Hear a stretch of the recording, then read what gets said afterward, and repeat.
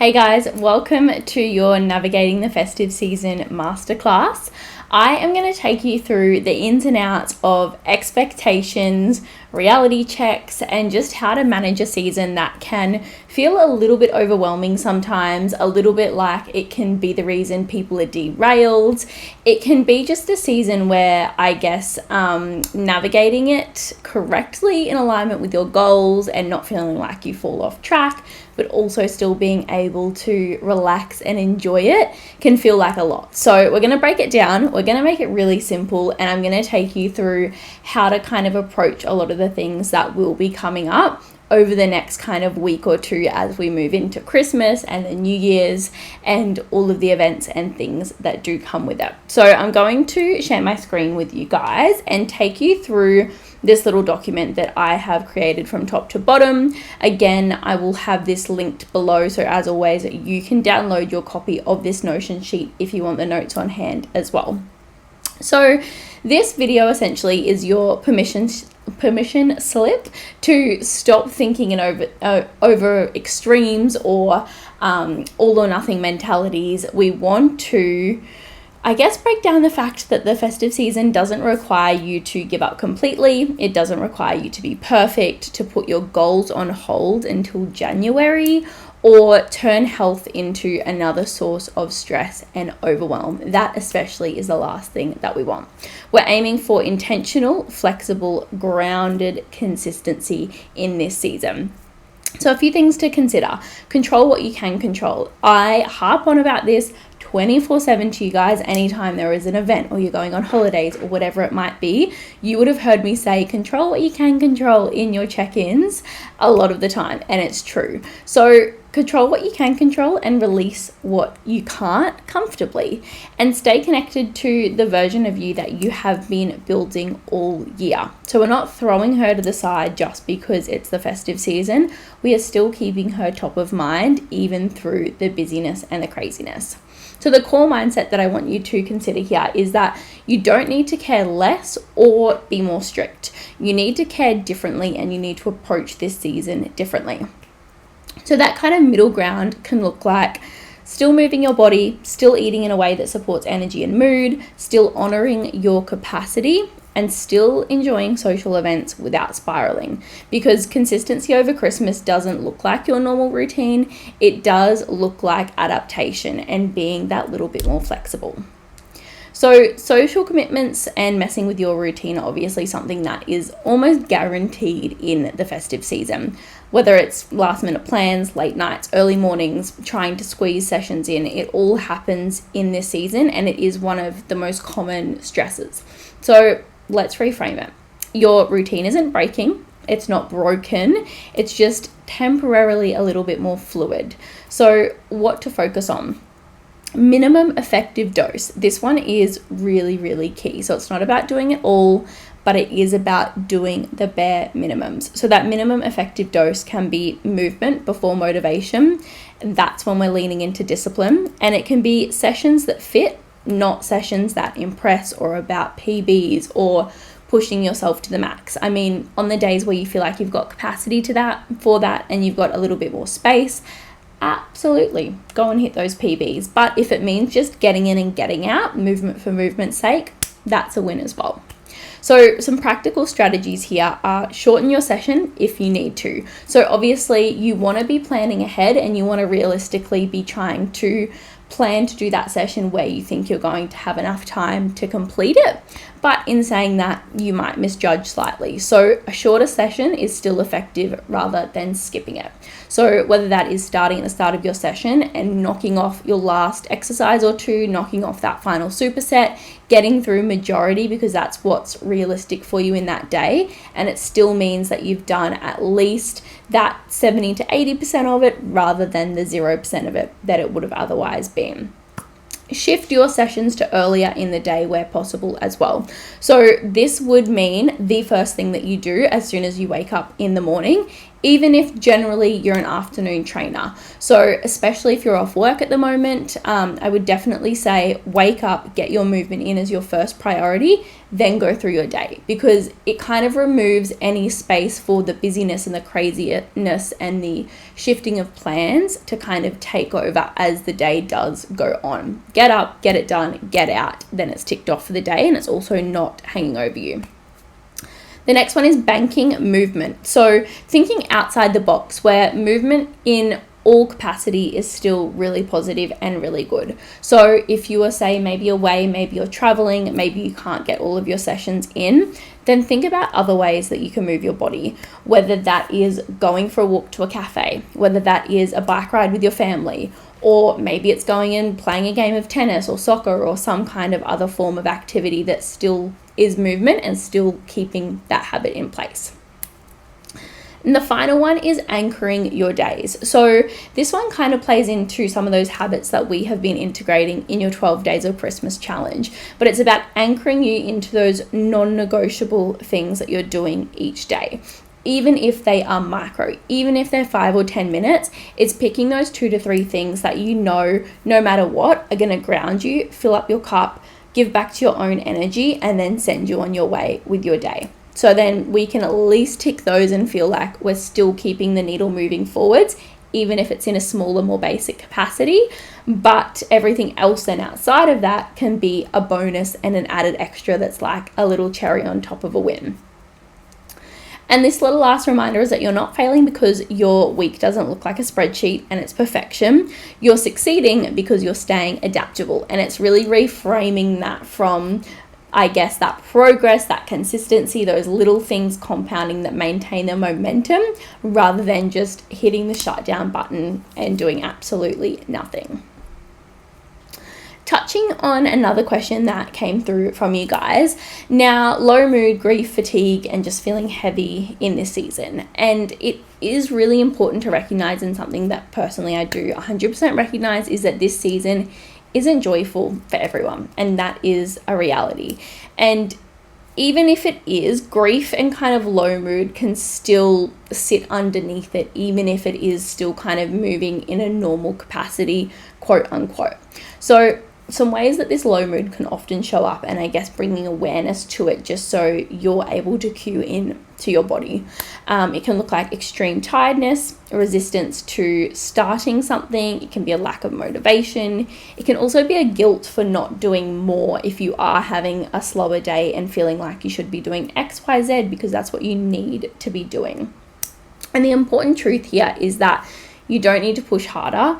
You need to meet yourself where you're at. So what helps without, I guess, forcing it is lower the bar. Don't remove it. So know that, yes, reducing where that bar sits can be positive because you're not getting rid of it altogether, and really flipping your mindset into, okay, what can I do today rather than what am I not doing today? Whether it's 5 minutes of something, that's still better than 0 minutes of absolutely anything, and still ticking that box for yourself. The next one is change the goal. So instead of movement for performance, for PBs, for hitting your, say, muscle gaining goals in this season, think of it over the next couple of weeks as movement for your mental health, movement for regulation of your nervous system, and thinking about the other ways that these things that are naturally integrated into your current reality can really flip to still support you. The next one is stack wins early in the day. So things like light exposure, hydration, protein, gentle movement, all of these basic things that you can tick off really early in the day that are going to set the tone for the rest of your day to follow. Because motivation doesn't come after you start, but some days rest is the productive choice, and also honoring that. So if some days all you do is drink your water and go for a 10-minute walk outside, then honoring that and leaning into that rest is still productive. It's still honoring what your body needs, but not sitting in it and letting it become weeks and weeks of that, and still being able to manage capacity of what realistically you can do, because both are absolutely valid. Now, this next one is a big one that can come up in this season, and that is the all or nothing noise around you. So it can be things like colleagues saying, you can just start again in January. It doesn't matter what you do now. It's Christmas, just relax. All of these external noises from friends and family can really impact our own internal dialogue and being able to listen to what you actually want and what you actually need. So you can enjoy the festive season and you can stay aligned. And where a lot of people go wrong is they think it has to be one or the other. They either have to be smashing their goals, being on point, being in robot mode, absolutely ticking every goal, or it's like, oh, I can't really manage it now. It feels a little bit difficult, so fuck it. I'll just wait until January. This is just the season. I'm not going to do anything.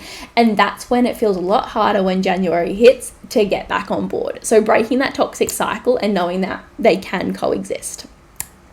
This mindset can be a little bit of a trap to fall into as well when you are taking that all or nothing approach, because it disconnects you from this identity that you have been building over the last few months. It creates unnecessary guilt as well, because you feel like you've got your internal dialogue working against what other people are saying, which is then working against your actions, and it can become really messy. It reinforces those stop-start cycles that you have probably previously been trapped in. And it also makes January feel heavier and puts more weight on that new year, new season than it needs to be. So setting your internal boundary here is really, really key. And knowing that you don't need to convince anyone, you just need to stay clear on your why. And you need to know that you're not being strict. It's not about being strict, and I don't want you to be strict, but it's about, I guess, staying consistent in a way that feels good for you and feels good for your goals, where you know you are, yes, enjoying yourself, and you're also not just absolutely going crazy, because maybe that aligns a little bit better with your goals and that current version of yourself. Then we flip to external boundaries, and this can be things like, I feel better when I move a little bit in the morning. I'm still enjoying myself, just not checking out completely. I'm not dieting, I'm just listening to my body. No defending, no justifying, no debates needed with your friends and family, just holding firm in your belief system of how you want to approach this season and what you want that to look like for you in alignment with your goals. All right, so training and nutrition expectations. Right now, you do have structure, you have program training, you track your nutrition, and that doesn't need to disappear just because it's December, but how we use that structure does change. So my expectations for you right now are that you don't need to hit every session perfectly. You don't need to perfectly hit your macro adherence and your calories. You do need to stay connected to the process. You do need to keep showing up in some form that moves the needle forwards. And think of this season more as kind of a maintenance mode with intention, not progress at all costs and holding strong boundaries and acting like you're about to enter a bodybuilding competition. And it's also not about checking out and letting old negative patterns creep in that lead to you feeling derailed from your progress. So that is so important to get really clear on. Training specifically, aim to complete your program sessions, obviously, where possible. That is most ideal, but also know that if time or energy is low, reduce the volume of those sessions like I previously talked about, rather than skipping them all together. Or 1 or 2 missed sessions across the week isn't a failure, because it's still momentum. So if you get 2 of your full sessions in rather than 3 or 4, good, you still got 2 of your sessions in rather than 0 of your sessions. So if you train slightly shorter, lighter, less often, but you keep the habit alive, then you're winning. That's the most important thing. Diving into nutrition specifically right now. So recognizing that tracking is a tool. It's not a test. It's not about, being 100% perfect with it. And I want you to use tracking right now to maintain awareness more than anything. So expect flexibility around targets. Expect it to ebb and flow with where you're going to be hitting macros and calories each day. Focus on weekly patterns instead of single days. So rather than looking at the fact that, I only tracked half the day on Tuesday because I went out for lunch and dinner. Okay, cool. That was Tuesday. What did the rest of your week look like? Did you still maybe track and eat at home for 3 out of the 7 days of the week? That's still a minor win. Did you still track the days where you were eating out, but you left wiggle room in your calories to know that you're going out for that meal? Did you still make high protein choices? Look at the averages and the trends across the week rather than isolating particular days. Now, food isn't a free-for-all, and it's not about restriction either over this time. It's intentional flexibility. So anchoring the basics, you are having protein at most meals, very easy to do. You are eating before events where needed. You're not restricting yourself and starving yourself for the day. You are staying hydrated, and you are including color, and you are including fiber in your day. If that's all we hit for a few days, that is perfectly fine.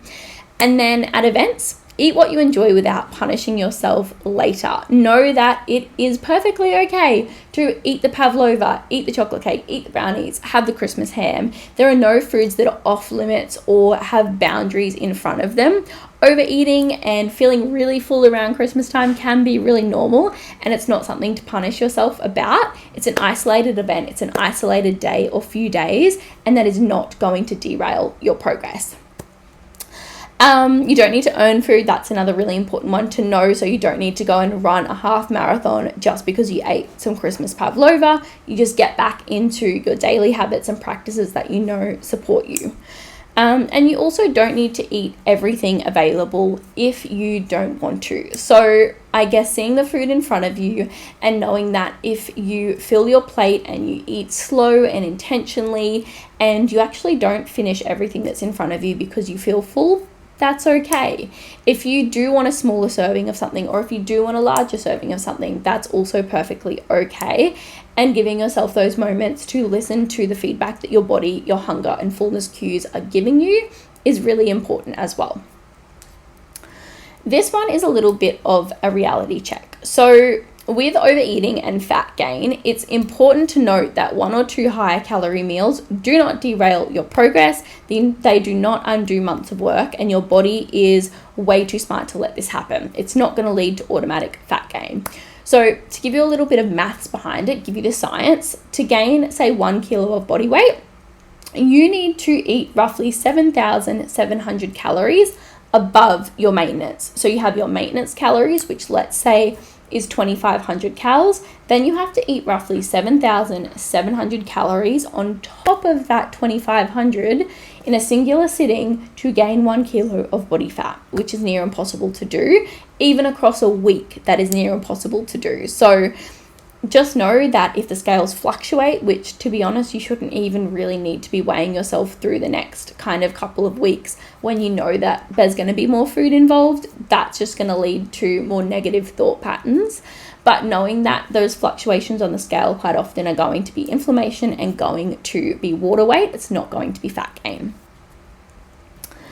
So fat gain comes from consistent, sustained surpluses over time, not from a handful of festive season meals. Because the issue is spiraling after one meal, turning one event into a week of checking out, shame-driven restriction afterwards as well, where you feel like you need to undereat because you overate the previous day.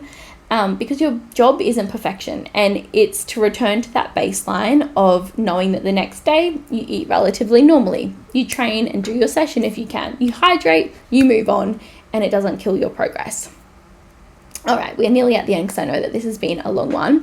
But what progress actually looks like for you right now and in this season, it looks like showing up imperfectly, but showing up regardless. It looks like choosing movement even when you are tired. It looks like eating in a way that supports energy most of the time. It looks like not spiraling after social events, staying connected to the identity that you have built and checking back in with her. This is how you avoid that January reset, start in the new year mentality.